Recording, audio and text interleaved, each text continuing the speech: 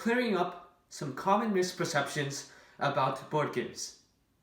Aren't they only for when our grandparents were kids? Board games are a multi-billion-dollar industry, and as you can see in the graph, it is continuing to grow and it is expected to grow into the future. Board games aren't just for your grandparents.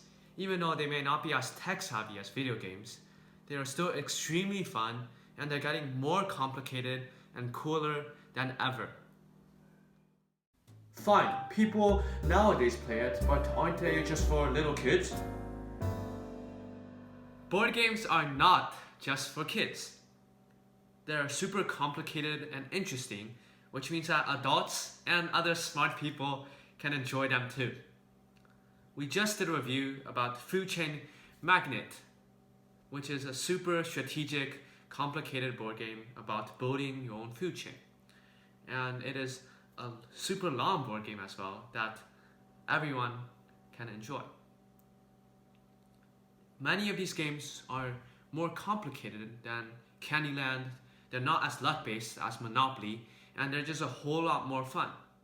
And most of you who are watching this are probably kids, so you shouldn't be asking this question anyways.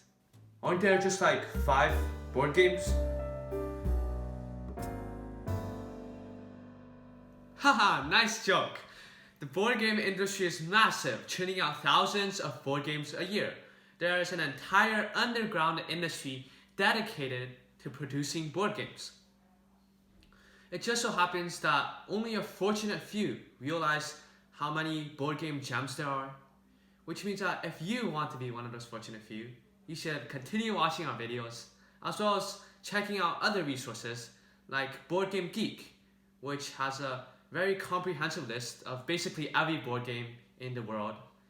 And another channel we enjoy watching is Shut Up and Sit Down, which produces great reviews for great board games. We'll be putting those links in the descriptions below.